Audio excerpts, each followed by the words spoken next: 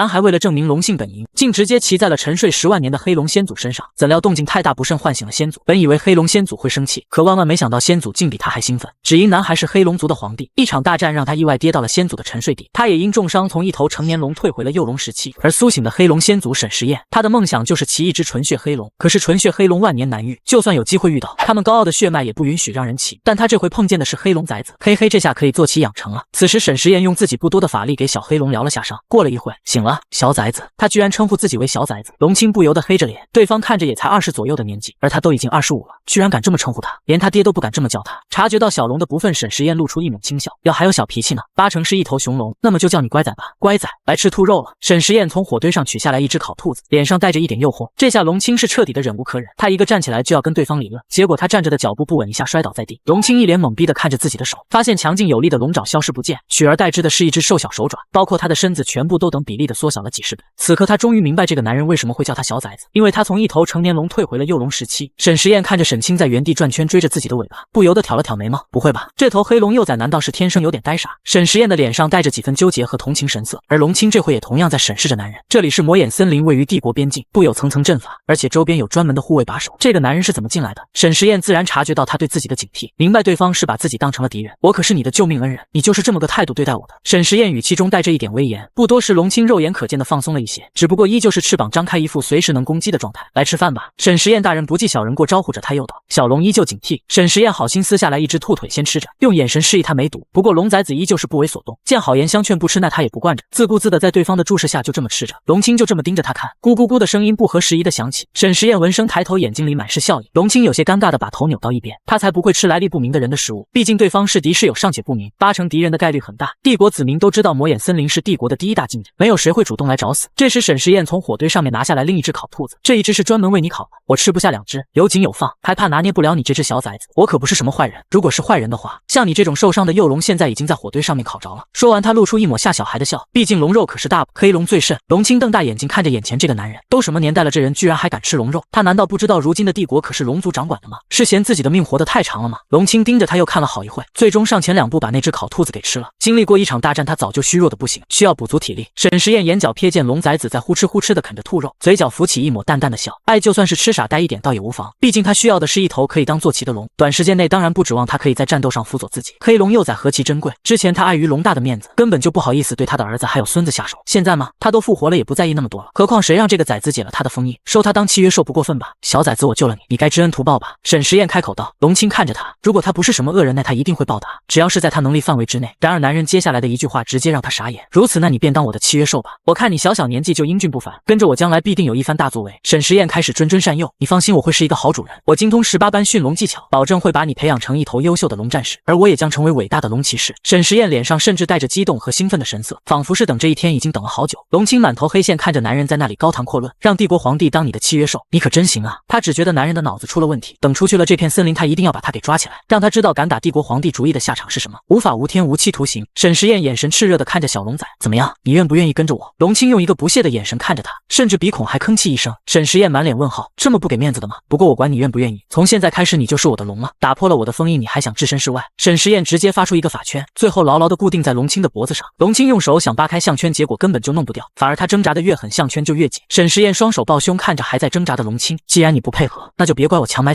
了，跟着我保证让你吃香的喝辣的，大好的抱大腿的机会放在你面前，你不知道珍惜。寻常的龙可没有这种待遇，他们求着让我收他们当契约兽，我都不愿意的。沈时宴说着，语气里面带着一点骄傲。龙青一脸愤怒地瞪着沈时宴，这是他第一次遭受如此大的侮辱。他张大嘴吐出几个火球，沈时宴几个轻飘飘的瞬移躲开了，虽然被攻击了，不过他的眼神里面都是惊喜。火的纯度很惊艳，心是蓝色，一般这种的火代表武力天赋极高，只要他好好的将它驯养，未来绝对会成为一头非常优秀的龙战士。龙青看着自己的攻击全部落空，整头龙更气了，他眼神死死瞪着那个依旧气定神闲的男人。果然对方的实力很强，而且他一直都没有出招，根本就不能判定他是哪个派别的。沈时宴站在那里，又一个法术扔了过去，这下是直接将龙青嘴也给封上了，火焰在龙口中被迫熄灭，几缕黑烟从嘴角冒了出来。省点力，就你这点火也只配帮我生柴烤兔子了。沈时宴摇头说着，伤害性不大，侮辱性极强。他看着气鼓鼓黑包子的幼崽，走过去伸出手摸了摸龙头，评价道：手感不错，光滑微凉。随后他又用手指挑起龙崽的下巴，仔细端详，品种纯正。龙青眼里满是愤怒以及羞恼，他怎么都没有想到，刚刚被羞辱也就算了，现在直接被对方堂而皇之的调戏，这人究竟还有什么是他不敢做的？绝对要打入天牢，绝对！沈时宴把这只有着自己脾气的小龙给抱起来，小小的一只让他有点爱不不释手，被强行抱着并且揩油的龙青一字一句道：“你死定了。”两人往陵墓那边走去。如今沈时宴的法力还需要恢复，就没有及时跟龙青签订契约。何况虽然自己是强行收服的，最起码也得跟人家的父母打声招呼。他沈时宴也是讲规矩的，会对人家父母丰厚下聘。沈时宴拨开灌木丛走了过去，入墓是巍峨高大的灵殿大门，柱子的两侧雕刻着他的丰功伟绩。不等他发表自己的叹词，两人同时看到灵殿外部被毁得不成样子的墙体。沈时宴直接呼吸一痛，握紧拳头的在心里呐喊：到底是哪个孙子把老子的坟给刨了？他本以为那些人抓来了龙崽子就只是放血破阵，可没想到他们居然还大肆的搞破坏，真当他死了好欺负。龙青看着因为昨晚的战斗被毁的灵殿外部，好在目前是破坏了最外边的，里面的还完好无损，就是惊扰了老祖宗的安眠罪过。沈时宴转身出去，龙青还以为他是要离开灵殿了，然而沈时宴却是顺着昨晚他出来的路走了回去。最后龙青看到了一个被用外力给打开的盗洞，他顿时愤怒滔天：是谁？是谁居然敢到老祖的墓？等等，这个盗洞看起来有点新，被破坏的砖石上的灰还都是白色的。在龙青盯着不规则的盗洞边缘看时，沈时宴已经抱着他径直钻了进去，轻车熟路的像是逛着自己的家一样。随后就见沈时宴用手拨弄着祭坛，心安理得的把比较值钱的东西收到自己的小袋子里。龙青看着他的动作心道：果然是盗墓贼，于是奋力的挣扎要跟他决一死战。沈时宴感受到怀里龙崽子的不安分，抽空伸手把他的头给按住，说：别急，一会我也给你挑点，我知道你们龙都喜欢宝石跟金子。龙青满脸震惊：你在这里盗老祖的墓就算了，还敢分起赃来了？呵呵，你等着，现在你拿的东西每拿一件就多加一枪。沈时宴挑完了自己想要的东西，开始给怀里的龙崽子挑，然而不管是他拿着什么，怀里的小崽子根本鸟都不鸟他，甚至眼神仿佛要把他千刀万剐。沈时宴轻笑道：没看出来你倒还是一头有道德心的小龙，放心吧，拿着里面的东西你不必有愧疚感，看上什么了直接用眼神跟我说。龙青很佩服这个男人的厚脸皮，怎么能厚颜无耻到这种地步？他扫荡偷拿的同时还欣欣自得地说别愧疚。在沈时宴一共洗劫了3道门，小袋子里面已经满满当当后，他就抱着小龙准备离开。然而在他靠近灵殿的正门时，就看到有3个人正站在自己的灵宫前，为首那个穿着紫色上衣跟黑裤子，他妈的，到底是哪个狗日的挖了我的祖坟？紫衣公子愤怒地破口大骂道。沈时宴微微皱眉，难不成这是我沈家的人？另外2个人明显是他的仆从，一边跟着骂一边说：少爷消消气。这时其中一个仆从注意到沈时宴这边的动静，一脸跟见到了鬼一样的表情，尖叫道：有鬼啊！妈的，你叫什么叫？光天化日之下哪来的鬼？紫衣公子骂着自己的手下，同时扭头看过去，他这一看也着实吓了一跳，直接后退好几步。等等，他有影子！另一个手下这时看向地面大声道。紫衣公子也跟着看过去，随后又把视线放在那个人的身上，猝不及防的就跟他怀中的黑色幼龙对视上了。紫衣公子再次倒吸一口气，他怀里抱着的可是皇子啊！可如今皇宫里嫡系就一个皇帝陛下，皇帝陛下都还没成婚，哪来的儿子？沈时宴看着对方表情变了又变，直接率先问道：你们是何人？为何擅闯此地？紫衣公子反应过来，挺直腰板的说：这话应该是我问你吧？你可知道这是哪里？这是我老祖宗的陵园，你擅闯过来还挖了我的祖坟。紫衣公子将视线放在那头黑龙幼崽上，现在还绑架皇室成员，我看你别想见明天的太阳了。无论是哪一种罪都足以判你死刑。沈时宴低头看着怀里的龙崽子，感觉有点惊诧，如今世道变了，龙族成了皇族，那4大家族呢？龙青看着那个沈家公子心道：你说的不错，他就是挖了你的祖坟，并且还盗走了陪葬品，还绑架了我。只是沈家派人怎么不派一点中用的过来？这3个里面没有一个能打的。你叫什么名字？沈时宴抬头看着那个紫衣公子问道。老子凭什么告诉你？紫衣公子双手抱胸，一脸傲慢道。肯行，如今后辈都这么嚣张了，在他面前还敢自称为老子，上一秒称呼老祖宗，下一秒连老祖宗的话都敢忤逆了。于是乎沈时宴一个抬手，顿时3人跪倒在地。沈时宴站在他们3个面前，居高临下的说道：现在我问什么你就回答什么，你叫什么名字？沈一伦。不认识。沈时宴闻言道。沈一伦瞪着他咬牙切齿的说：小爷的名号你都没听过，真是一个乡巴佬，莫生气不跟小辈一般见识。你爹叫啥？沈时宴又问。对方安静2秒，最后还是疼得脱口而出：沈傲。也不认识。沈时宴摇头道。沈一伦气说：我爹可是一等公爵，沈家成了贵族吗？龙族成了皇族吗？沈时宴感觉有点乱，皱眉问：现在是什么年代了？3人家一头龙用怀疑的眼神看着他，宛如在看一个智障，连什么年代都不知道，这人是故意来搞笑的吗？沈时宴见他们似乎是在嘲讽自己，于是刚松开的法术立刻又用起。一旁的仆从李飞开口说：圣启7年。沈时宴满脸问号，圣启这是什么年号？看来他跟这个时代脱轨太严重，人和事都是他没听过的，但是问太多又会暴露自己，于是他清了清嗓子的说道：我从小住在深山老林里，这是第一次出来，所以对外界不甚了解，你们把你们知道的都告诉我。圣启是按什么排的？沈一伦再次用看智障的眼神看着他，如今是圣启7年，也就是这届皇帝在位有7年了，圣启是他取的年号。沈时宴若有所思的点点头，当今皇帝叫什么？被强行抱着的龙清心道：鄙人不才，你是在问我吗？皇帝陛下的名讳怎么能随便叫出口呢？奴仆在一旁瑟缩的插话。沈时宴不解的看着他问：为什么叫不出口？难不成名字太难听了？虽然龙族的名字都很随意，比如他的老友就叫龙大，也是龙族部落的首领，而他的弟弟们就依次排开叫龙2、龙3等，简单粗暴好记。如果按照这个取名法那么排到如今，沈时宴思考道：龙250，什么龙250？正在被羞辱的龙青已经气得浑身发抖，要喷火了。神特么的250，你才250，你见谁家取名取这么土啊？如今义务教育都已经普及了，我建议你这个土著出去找个学上上吧。沈一伦无语吐槽。沈时宴眼里闪烁危险的气息，小兔崽子，别以为你是，我就真不敢对你下手了，小心我替你爹好好教育教育你。沈一伦瞪大眼睛，气得快要冒烟了，还代替我爹你算老几？你也配？沈时宴平复自己被小辈给气到的心情，继续问话。一番了解下来，已经明白是龙族将将大陆给统一了起来，还深受人民尊崇爱戴。不是我说，您老人家的祖先到底是从哪一代开始隐居的？奴仆听到他问开国先祖是谁，表情一言难尽的继续讲解。随后沈时宴就在听到统一的时间后，他顿时就愣住了，竟然在10万年前就已经一统天下了吗？按照这个推算，那他岂不是已经死了有10万多年了？是心理接受能力在强大。在这一刻，沈时宴也不由得愣了好几秒，原来都已经过去了这么久了。沈时宴抱着小龙转身准备离开，但他突然不知道该去哪了，毕竟时过境迁，10万年过去，以前的都不在了。可是刚走了2步，沈一伦大声道：“魏野人，你还没有把我松开呢！”沈时宴停下脚步，扭头看他，怎么，这就是你求人的态度吗？沈一伦满脸憋屈，他妈的，我是被谁给绑住的？看他一脸憋屈且倔强的模样，沈时宴又悠悠道：“这个森林里恐怕是危机四伏，什么狮子老虎啊，吃人的豺狼啊，可都有。”沈一伦死死瞪着沈时宴，不过他手臂上汗毛早已被吓得全部竖起。沈时宴是很欣赏他这副临危不惧的定力，虽然天赋跟实力差了一些，倒也算一个能培养的后辈。他眼神慈祥地看着沈一伦说道：“这样，你叫我一声阿大，我就带你一起走。”沈一伦瞪大眼睛，仿佛是听到什么震惊骇俗的话。阿大这个称呼虽然在如今已经不通用了，不过他是指父亲或者尊敬的长辈，而眼前这个野人居然让他叫他爹，马德，他沈一伦何曾受过这种气？爹你在哪？怎么还不来救你的儿子？2个奴仆看出来自家少爷眼中的愤怒，于是瑟瑟发抖的低声道：“少爷现在保命要紧。”沈一伦咬牙看着沈时宴怒道：“你做梦！就你这个野人，你也配？”沈时宴深呼吸一口气，在心里面默念：“不生气，不生气。”这小兔崽子只是不认识自己，那会儿他还很是维护自己的木呢。最后沈时宴也没有再强迫了，他松开了他们3人身上的法力禁锢，自己抱着龙崽子打算先出去森林外面看看。沈一伦一边拍着自己身上的土，一边叫嚣：“喂，你这就想跑了？我老祖宗的墓究竟是不是你挖的？”沈时宴微笑的看着他，又用手指了指那破败的陵园外部：“你觉得我有那个实力，仅凭自己一己之力就能做到？那陵园破损的程度是比较严重的，但凡明眼人一看就知道是因为战斗损坏。”沈一伦微微皱眉，也有一些怀疑。龙青看着沈一伦想说话却说不出来，只能无声道：“这外面的损坏不是他做的，但是内部的陪葬品被盗却是他所为，那你为什么出现在这里？分明就很可疑。”沈一伦抬着下巴质问。沈时宴用无辜的眼神看着他：“自然是因为我来采药无意间进入的。”沈一伦眉头皱得更深了，他用怀疑的目光上下打量着沈时宴：“那你现在把皇子放开，小爷我姑且先饶你一命。”沈时宴没想到他不尊重自己也就算了，还想着跟他抢龙崽子，呵，你很有胆子啊！我要是不放呢？不放，那你就等着被诛九族吧！绑架皇子是死罪。沈时宴微笑的看着他：“诛九族的话，可能你自己也要死。这可是他10万年都没有达成的龙骑士夙愿。眼下龙大早死了，他就是绑架一个小黑龙又怎么着呢？而且如今不是有皇帝了吗？皇帝再生几个不就是了？毕竟当年他跟龙大可是拜把子的兄弟，这你就别管了，你还是先操心操心自己吧，这里可是很危险哦。”说完之后，沈时宴便脚步嚣张的离开了，还抱走了强行新收的龙崽子。沈一伦看着他的背影瞪着眼睛，没办法，他们3个加起来都打不过别人的一只手。少爷你别担心，这人根本就出不了森林的，昨晚上的动静这么大，老爷和皇家肯定知道了。李飞在一起安慰说，结果不知道是哪个方位突然传出来一声狼嚎，吓得沈一伦顿时汗毛直立。妈妈呀，还真有狼啊！看来那个原始人不是骗他们的。沈一伦警惕地看向周围，最终3人还是往沈时宴走的方向追了上去。此时的森林小路上，沈时宴抱着小龙崽，他眼角带着恶趣味的笑意。龙青对他刚刚那个行为就非常无语，甚至是可以用幼稚来形容了。谁家狼会大白天的嚎叫啊？他这是准备吓谁？当沈家公子是一个连常识都没有的废物吗？然而几个小时后，他发现身后跟着的3人顿时陷入了沉默中。这3个人的智商加起来恐怕都没有100吧。